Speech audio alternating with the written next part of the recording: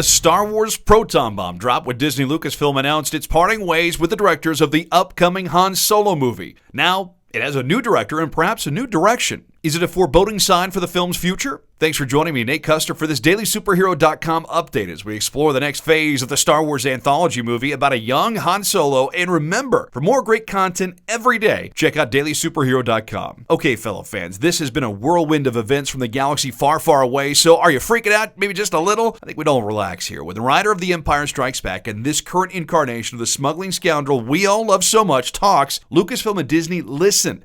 And that should be a good thing. No offense meant for the original directors, Phil Lord and Christopher Miller, because they do great work. We saw that on 21 Jump Street and a number of films. According to an article in The Hollywood Reporter, Lawrence Kasdan took great issue with how the Lord-Miller duo saw Han Solo. Kasdan insists people need to understand that Han Solo is not a comedic personality. He's sarcastic and selfish. And you know what? He's right. So keeping in mind the central core ideas of who the wisecracking smuggler is at heart means a much better movie for those of us clamoring for more Star Wars. Studio exec Kathleen Kennedy and company were said to be displeased with the dailies and lack of shots specifically, which, according to a story by The Hollywood Reporter, consisted of only a few angles instead of the requested dozen or more for the purposes of editing. And that makes sense. It was also reported the studio was concerned about the acting of lead Alden Ehrenreich, and an acting coach was brought in. This late in the game, that's a little disconcerting. And among the many bullet points listed, the film crew was said to be quite frustrated at the slow shooting pace because of Lord Miller's preference for improvisation from the original script. It served them well before, but shooting pace was so low, and it further frustrated the studio and Kasdan because of that, because they were deviating from the original script. And Kasdan was specifically not happy about that. Now, you add in all those ingredients together, then mix in a rejection of help from Kasdan himself, and Kennedy and the mouse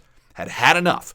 Kennedy didn't have to go far to find someone she had confidence in. She hired old George Lucas friend Ron Howard to steer this movie back in the right direction. That's a satisfying move for me, and it reportedly received applause from the crew once the announcement was made on set. Howard was directed by Lucas in 1972's American Graffiti and was an instant fan of Star Wars on its opening day. He told Deadline that he and his wife stood in line for 2 hours to see it, watched it, and turned right back around and waited in line for another hour and a half to see it again that day. Yeah, he's one of us. So once the news was broke that the Oscar-winning director was at the helm, he took to Twitter telling fans, "I hope to honor the great work already done and help deliver on the promise of a Han Solo film. I'm beyond grateful to add my voice to the Star Wars universe after being a fan since 5/25/77. Yeah, since opening day back in 77. Just look at Howard's body of work and then look at his fascination with space and fantasy. This movie is in great hands, and you don't have to look too far from Disney's past moves to change directors here. Marvel's Ant-Man is a terrific example of that. Replacing original director Edgar Wright on that film worked out pretty well for the Marvel Cinematic Universe. Made a lot of money. The long and short of it comes down to this. Disney and Lucasfilm care way too much about its stories to just roll with it, even though they were already 5 months into production. You gotta respect that, because they're only a few weeks away from wrapping production. While potentially costly, it's good the studio doesn't want to gamble on one of its most beloved characters, like Han Solo. A delayed release date is likely, but hopefully the extra weight will pay off, but they still have yet to confirm that's the case, but we can expect that to come, I'm sure, in the near future. Make sure you give us a thumbs up and leave your comments about what you think about the director's shakeup. Are you worried, excited maybe, or indifferent to the change? Tell us what you think, and don't forget to subscribe. You can hit me up on Twitter too. It's at DSH_Nate, and check out the website every day, DailySuperhero.com, for more details on all things superhero and Star Wars. Until next time.